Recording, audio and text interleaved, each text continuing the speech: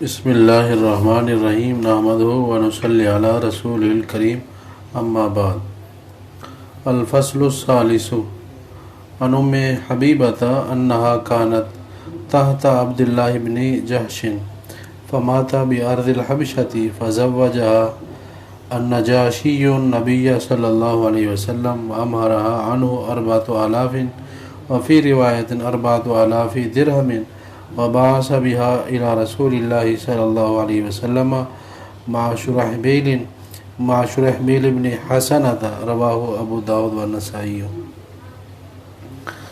یہ باب چل رہا ہے حق مہر کے بیان کے اندر، اور یہاں واقعہ حضرت ام حبیبہ رضی اللہ تعالی عنہ کا ہے۔ ام حبیبہ رضی اللہ تعالی عنہ ان کے شوہر تھے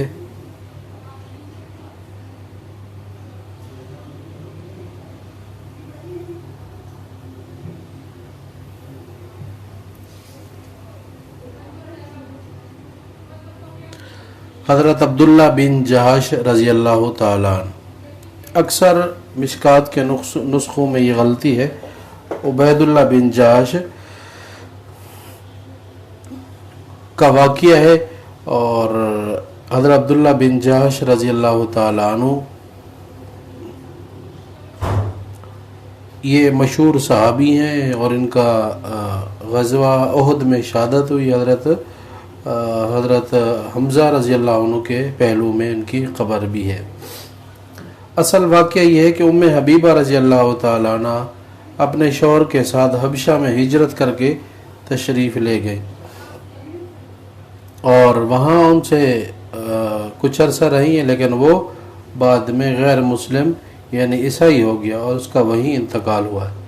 آپ علیہ السلام کو پتہ چلا تو اکثر آپ علیہ السلام کی جو شادیاں ہیں ہم دردی کی وجہ سے ہیں، کوئی نہ کوئی پیچھے وجہ ہوگی۔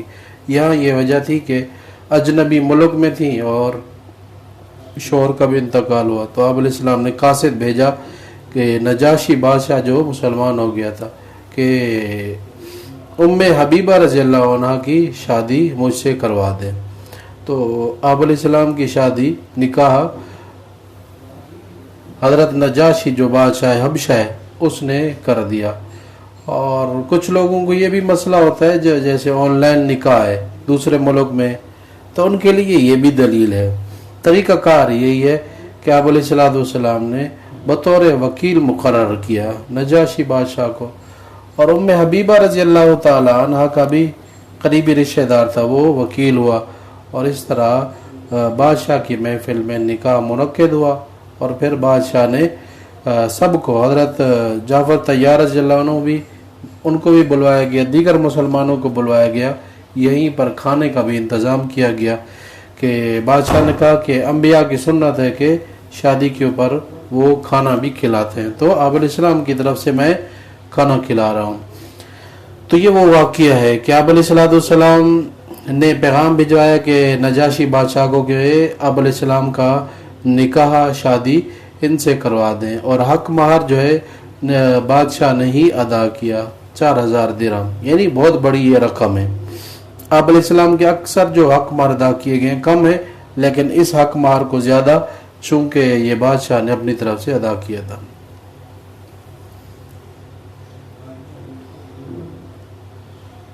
اور اس کے بعد پھر بادشاہ نے حضرت شرحبیل بن حسنہ رضی اللہ عنہ کے ساتھ آپ کی زوجہ مطہرہ ام حبیبہ رضی اللہ تعالی عنہ کو آپ کے ساتھ بھیج دیا۔ یہاں یہ ذکر ہے حق مہر کا بطور خاص۔ حق مہر کی چونکہ پہلے بھی بحث ہوئی ہے کہ زیادہ سے زیادہ کی کوئی قید نہیں، جمہور کے نزدیک حق مہر جتنا بھی زیادہ دینا چاہیں، وہ آگے بادشاہ تھے تو آپ علیہ السلام کی طرف سے انہوں نے بہت زیادہ مقدار میں دے دیا۔ وعن انس قال تزوج ابو طلحہ ام سلیم فکان صداق ما بینہما الاسلام اسلمت ام سلیم قبل ابی طلحہ وخطبها فقالت انی قد اسلمت فإن اسلمت نکحتک فاسلم فکان صداق ما بینہما رواہ النسائی۔ اب یہ باب ہے کہ میاں بیوی میں سے ایک مسلمان ہو جائے، اس نے حق مہر ختم کر کے کہا کہ مسلمان ہو جاؤ، تو اس صورت میں حق مہر یہی اسلام ہوگا۔ ابتدائی اسلام میں اس طرح کے واقعات جو ملتے ہیں یہ ہم اس کا یہی جواب دیتے ہیں، حق مہر تو لازمی ہے، اس لیے قرآن کریم کے اندر ہے ان تبتغوا باموالکم، مال کا بطور خاص ذکر ہے۔ ہمارے نزدیک نکاح درست نہیں ہے، اگر ہوا ہے تو یہ ہجرت سے پہلے کے واقعات ہیں جب احکامات حق مہر کے متعلق متعین نہیں تھے۔ جب ہجرت کے بعد قرآن کریم کے احکامات آ گئے تو حق مہر متعین کرنا ضروری ہے، متعین نہیں کیا تب بھی حق مہر مثل لازم ہو جائے گا۔ ام سلیم رضی اللہ تعالی عنہ یہ ہجرت کر کے تشریف لے آئی اور یہ مسلمان ہوئی تو ان کو ابو طلحہ نے پیغام نکاح بھجوایا کہ میں نکاح کرنا چاہتا ہوں، تو انہوں نے شرط رکھی کہ اگر تم مسلمان ہو جاؤ تو میں تم سے شادی کر لوں گی۔ تو وہ مسلمان ہوئے اور حق مہر یہاں ذکر ہے کہ حق مہر گویا کہ معاف ہے، یہ ابتدائی گویا کہ یہ تحفہ ہے، خوشخبری مراد ہے، لیکن حق مہر بعد میں دیا گیا ہے۔ آگے باب ہے ولیمہ۔ ولیمہ یلیمو، یہ ولیمہ معنی ہے جمع ہونے کے۔ ولیمہ عمومی طور پر جمع ہونے کے معنی کے اندر میاں بیوی ملتے ہیں، اس کے بعد پھر ولیمہ ہوتا ہے اور پھر مل کر یہ کھانا کھایا جاتا ہے۔ تو ولیمہ اجتماع کے معنی کے اندر ہے، ملنے کے معنی کے اندر ہے۔ راجح قول یہی ہے کہ میاں بیوی کے ملاب کے بعد جو کھانا کھلایا جاتا ہے 3 دنوں سے پہلے تو وہ پہلا دن ہو یا دوسرا دن ہو، ان 2 دنوں میں جو کھانا کھلایا جائے گا یہ ولیمے کا کھانا ہے۔ باقی اگر کوئی نکاح کے اوپر کھانا کھلانا چاہتا ہے، دوسری دعوت دینا چاہتا ہے تو وہ ولیمے کا سنت عمل نہیں کہلائے گا، باقی یہ کہ ایک دعوت ہوئی، صدقہ خیرات ہوا یا تحفہ گفٹ ہوا۔ تو اصل ولیمہ وہ ہے کہ جو میاں بیوی کی رخصتی کے بعد، ملاب کے بعد جو کھانا کھلایا جائے۔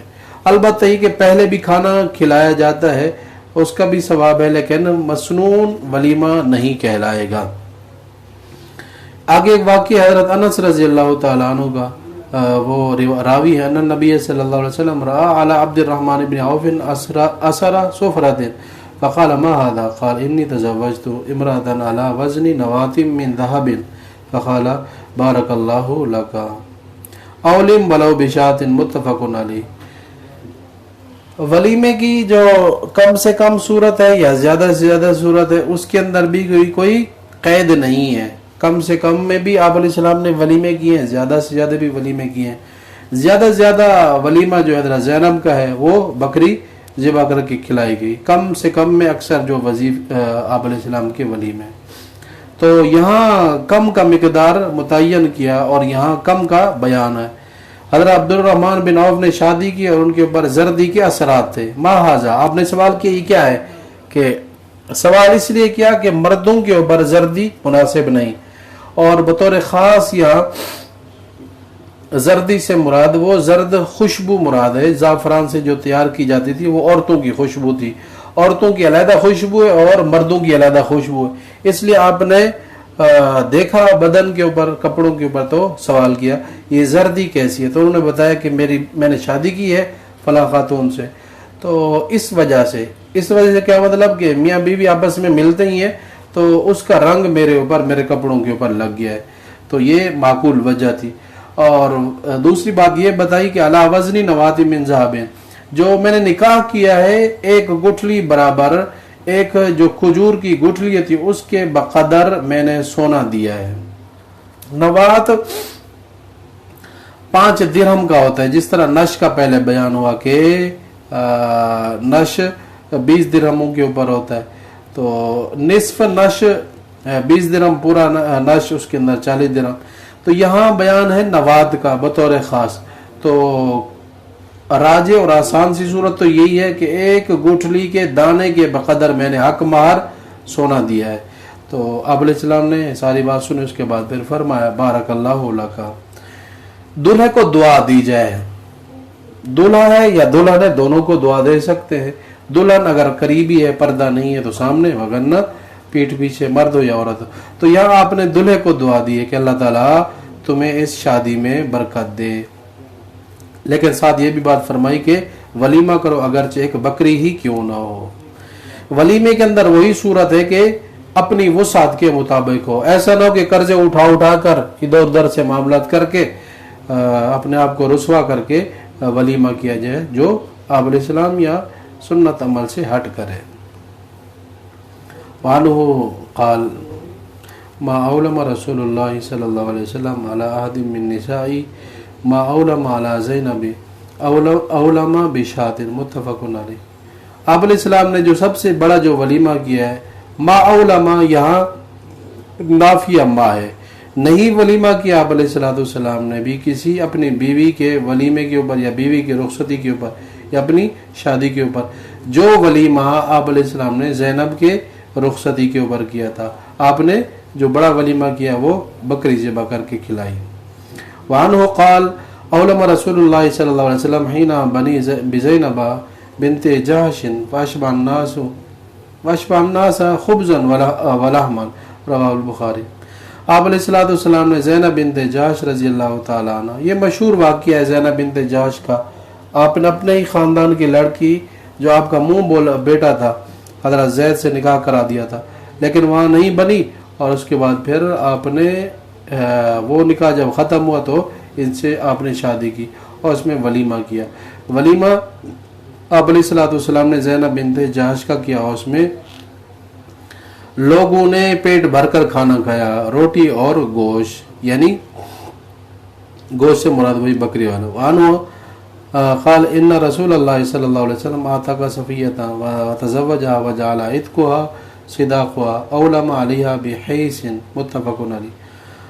اب یہ کم ولیمے کا بیان ہے کہ آپ علیہ السلام نے حضرت صفیہ رضی اللہ تعالیٰ عنہ کا مشہور واقعہ ہے، خیبر فتح ہوا تو اس میں باندیاں آئیں تو اس میں حضرت صفیہ بڑے خاندان کی تھی، سردار کی بیٹی تھی. اصل میں اس کے ساتھ یہ واقعہ بھی ہے، یہ سردار کی بیٹی تھی اس لیے آپ علیہ السلام نے اس سے شادی کی. پہلے یہ دوسرے صحابی کے حصے میں گئی، پھر صحابی نے مشورہ دیا آپ علیہ السلام کو کہ یہ سردار کی بیٹی ہے، اس لیے آپ اس کی عزت شان یہی ہے کہ آپ اس کو اپنے نکاح میں یا اپنے پاس لے لیں. تو آپ علیہ السلام نے اس کو لیا، آزاد کیا، اس کے بعد پھر شادی کی. اور آپ علیہ السلام نے آزاد کرنے کے بعد یہ بھی فرمایا کہ یہی آزادی تمہارا حق مار.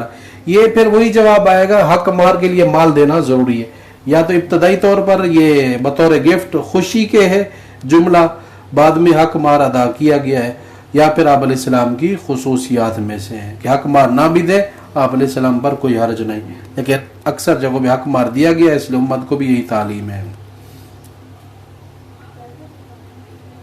وَأَوْلَمَ عَلَيْهَا بِحَيْسٍ آپ علیہ السلام نے اس شادی کے اوپر حیض کا یعنی حلوے کا حلیمہ، حیض کہتے ہیں کھجور پنیر کو ملا کر، کھجور اور گھی کو ملا کر مکس شدہ سالن کی طرح یہ کھانا ہوتا ہے عرب کا. تو یہ گویا کہ کم درجے کا آپ علیہ السلام نے ولیمہ فرمایا.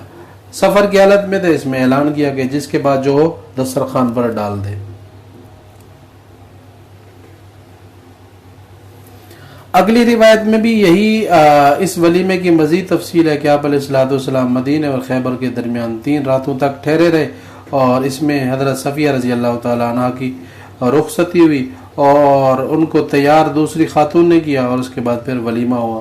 اور اس کے ولیمے کی تفصیل بھی یہی ہے جو پہلے گزری کہ آپ علیہ السلام نے حکم دیا دسترخوان بچھایا تھا، دسترخوان بچھا کر اس کے اوپر پھر تمر، عقد اور سمن، یعنی بعض جگہوں پر اگر علیحدہ ذکر آئے گا تو چونکہ ان چیزوں میں راوی نے روایت جو کی ہے اپنے علم کے مطابق یا جو موجودہ چیزیں تھی اس کا بعض دفعہ ذکر کیا ہے، کھجور کا ذکر کیا ہے، پنیر کا ذکر کیا ہے، اور اسی طرح گھی کا ذکر کیا ہے. حیض بھی اسی سے ہی بنتا ہے، اس لیے ان تینوں کا علیحدہ علیحدہ ذکر کیا.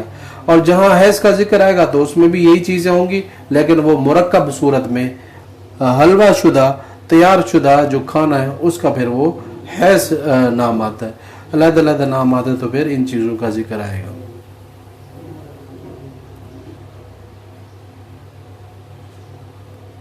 اگلی روایت صفیہ بنت شیبہ رضی اللہ عنہ سے کہتی ہیں کہ آپ علیہ السلام نے بعض اپنی ازواج کے اوپر جو ولیمہ کیا ہے کہ 2 مد 2 سیر جو آپ نے ولیمہ کیا ہے. تو آپ علیہ السلام نے مختلف ولیمے کیے ہیں، کم سے کم میں بھی کیے ہیں، کم سے کم میں یہ ولیمہ ہے. اور اسی طرح آگے بیان ہے کہ آپ علیہ السلام نے ارشاد فرمایا کہ ولیمے کا کھانا جب تمہیں بلایا جائے تو اس کے اوپر تمہیں چاہیے کہ آ جانا چاہیے. اب کھانا دعوت دی جائے تو اس کو قبول کرنا بعض کے نزدیک واجب ہے، لیکن راجح قول امت مسلمہ میں مستحب اور سنت کا ہے. تاہم کوئی عذر نہ ہو تو پھر نہیں چھوڑنا چاہیے، اس سے آپس میں نفرتیں عداوتیں پیدا ہوتی ہیں. راجح قول تو مستحب اور سنت کا ہے، لیکن بعض ائمہ نے، بعض بزرگوں نے، بعض علماء نے واجب کا درجہ دیا ہے کہ قبول کرنا واجب اور ضروری ہے اگر کوئی مسئلہ نہ ہو. تاہم اگر کوئی مسئلہ ہو، کوئی شکوک شبہات ہوں ایسے کہ جو یقین کے درجے میں ہو، کہ مثلا ولیمے کے بعد جو کھانا ہے وہ حرام کھانا ہے، یا اسی طرح لہو لعب ہے، گانا باجا ہے، یا اس طرح کی کوئی بھی غیر شرعی بات ہو تو وہ اس دعوت کو پھر ٹھکرا سکتا ہے، ناجائز. اگلی روایت حضرت ابو ہریرہ کی شر الطعام طعام، ایسا جو بدترین کھانا ہے کہ جس کو آپ علیہ السلام نے فرمایا کہ بدترین کھانا وہ ہے کہ جس کے اندر اغنیا کو تو بلایا جائے اور فقیروں کو چھوڑ دیا جائے. یعنی جس دعوت میں صرف امیر ہو غریب نہ ہو تو وہ اللہ اور اللہ کے رسول کی نافرمانی کا ذریعہ ہے. اللہ اور اللہ کے رسول اس سے ناراض ہوتے ہیں. اور جس نے دعوت کو ترک کر دیا اس نے بھی اللہ اور اللہ کے رسول کی نافرمانی کی. یعنی کسی نے کسی کو دعوت دی اور اس نے بغیر کسی عذر کے چھوڑ دیا، دعوت پر نہیں گیا، اس صورت میں بھی یہ اللہ اور اللہ کے رسول کی ناراضگی کا باعث ہے. کوئی بھی عذر نہیں پھر تو جانا چاہیے. اگلی روایت میں بھی یہ واقعہ ہے حضرت ابو مسعود انصاری رضی اللہ عنہ سے کہ ایک آدمی تھا انصاری اور جس کی کنیت ابو شعیب تھی، اور کان له غلام لحام، اس کا جو غلام تھا نوکر، وہ غلام گوشت کی اس کی دکان تھی. تو اس غلام سے ابو شعیب نے کہا کہ میں آپ علیہ السلام کی دعوت کر رہا ہوں، 4-5 بندوں کا کھانا تیار کرو، یعنی گوشت صاف ستھرا آپ علیہ السلام کے لیے تیار کرو. جب تیار ہو گیا آپ علیہ السلام آنے لگے. اس موقع کے اوپر آپ علیہ السلام کے ساتھ ایک بندہ اچانک اور آ گیا. تو آپ علیہ السلام نے دیکھا اس کو تو دعوت نہیں تھی. آپ علیہ السلام نے ابو شعیب جو گھر کا مالک تھا، یعنی جس نے دعوت کی تھی، اس سے کہا کہ یہ بندہ ہمارے ساتھ آ گیا، اگر آپ چاہیں تو اجازت دے دیں، اگر چاہیں تو ہم اس کو روک لیں. تو یہ بھی آداب بتائیں کہ جس کو دعوت ہو وہی جائے. 5 بندوں کی دعوت تھی تو یہ 6واں آدمی آ رہا تھا، تو اس لیے آپ علیہ السلام نے اجازت مانگی تو اس نے اجازت دے دی. جب آپ علیہ السلام اجازت مانگ رہے تو کون انکار کر سکتا ہے، تو اجازت دے دی. پھر آپ علیہ السلام اس کو بھی ساتھ لے گئے.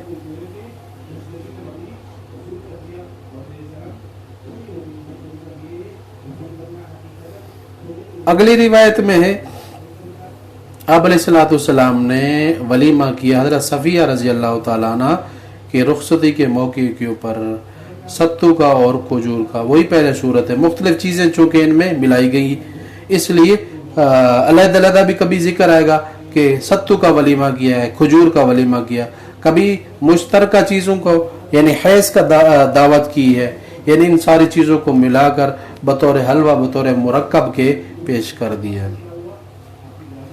اگلی اس سے روایت ہے آپ علیہ السلام کی جو سب سے پیاری بیٹی ہے لاڈلی حضرت فاطمہ رضی اللہ تعالیٰ عنہ، انہوں نے اپنے کسی مہمان کی دعوت کی تو انہوں نے کہا کہ میرا دل چاہتا ہے کہ اپنے ابا جان کو بھی آپ علیہ السلام کو بھی دعوت دے دیں. تو حضرت علی نے ان کو بھی آپ علیہ السلام کو بھی دعوت. آپ علیہ السلام جب گھر میں تشریف لائے تو دیکھا کہ گھر کے ایک کنارے کے اوپر ایک پردہ جو نقش و نگار سے تیار شدہ تھا وہ پڑا ہوا ہے. تو آپ علیہ السلام نے دیکھتے ہی واپس تشریف لے گئے، اور آپ علیہ السلام کی ناراضگی کو دیکھ کر فاطمہ آپ کے پیچھے گئی، پوچھا کہ آپ آئے تھے دروازے تک، چوکھٹ تک آئے، اور اس کے بعد پھر واپس تشریف لے گئے، تو اس کے بعد اس کی کیا وجہ تھی؟ تو آپ علیہ السلام نے ارشاد فرمایا انہو لیس لی او لنبی ان یدخل بیتا مزوقا، کہ کسی نبی کے لیے مناسب نہیں کہ ایسے گھر میں داخل ہو کہ جس گھر کے اندر اس طرح کی زیب و زینت کی گئی ہو. حالانکہ کوئی خاص زیادہ زیب و زینت نہیں تھی. نبی علیہ السلام کی بیٹی کے گھر میں ایک خوبصورت کپڑا تھا، منقش کپڑا تھا، اس کی وجہ سے آپ علیہ السلام واپس تشریف لے گئے. تو چونکہ آپ کا گھرانہ اعلیٰ درجے کا ہے، اس لیے آپ کے اوپر پابندیاں بھی آپ علیہ السلام نے اپنے گھر کے اوپر زیادہ رکھی ہیں، اور آپ علیہ السلام کو یہ پسند نہیں تھا کہ نبی کے گھر میں دنیا کی چیزیں زیادہ ہوں. یا پھر یہ کہ یہ کپڑا زائد تھا، یا پھر یہ کہ اس کے اوپر نقش و نگار نرم ملائم کپڑا تھا، اس لیے آپ علیہ السلام نے یہ پسند نہیں کیا۔ اگلی روایت میں یہ ہے کہ جس بندے کو دعوت دی جائے وہی دعوت پہ جائے، بغیر دعوت پہ جائے گا گویا کہ وہ چور ہے اور غارت گری کرنے والا ہے، یعنی اس بات کی نفی ہے، یعنی اس کو اس دعوت کے اوپر جس دعوت پر اس کو بلایا نہیں گیا نہیں جانا چاہیے۔ اگلی روایت میں ہے کہ دو بندوں نے دعوت کی ہے اور اس صورت میں دونوں کی دعوت ایک ساتھ آ گئی ہے، تو آپ نے فرمایا کہ جو تمہارا پڑوسی زیادہ قریب ہو، جس کا دروازہ تمہارے دروازے کے زیادہ قریب ہو، اس کو پہلے قبول کر لو۔ یا پھر ان دونوں نے ایک ساتھ دے دی ہے تو اس صورت میں پھر جو پہلے دے گا اس کو مقدم کیا جائے گا۔ اگر پھر بھی ایک ساتھ دی ہے پھر دروازہ دیکھا جائے گا کہ ان دونوں کا گھر کس کے قریب ہے، تو اس صورت میں جو زیادہ قریب ہے اس کو زیادہ حق ہے، پہلے اس کی دعوت قبول کیجئے۔ اس سے اگلی روایت میں ہے کہ آپ علیہ السلام نے یہ ارشاد فرمایا کہ اچھا کھانا، بہترین کھانا جو ولیمے کا ہے وہ پہلے دن ہے اور دوسرے دن بھی سنت ہے، البتہ تیسرے دن بھی اگر کسی نے دعوت کی ہے تو وہ کھانا مسنون کھانا نہیں ہے بلکہ وہ سمعہ ہے، یعنی وہ سننا چاہتا ہے مالک، یعنی اپنی تعریف سننا چاہتا ہے، ریاکاری دکھانا چاہتا ہے۔ جس نے ایسی حالت کی تو گویا کہ اللہ تعالیٰ اس کو سنوا دے گا، یعنی قیامت والے دن لوگوں کے سامنے رسوا کر دے گا کہ دیکھو شہرت کا طلبگار تھا۔ آگے بھی یہی بیان ہے کہ دو بطور فخر کے کھانا کھلانے والوں کے کھانے سے آپ علیہ السلام نے منع کیے۔ دو بندے مقابلے میں کہ لوگ مجھے سخی کہیں، بادشاہ کہیں، بڑا کہیں، اس لیے اس کے کھانے کے اوپر نہیں جانا چاہیے۔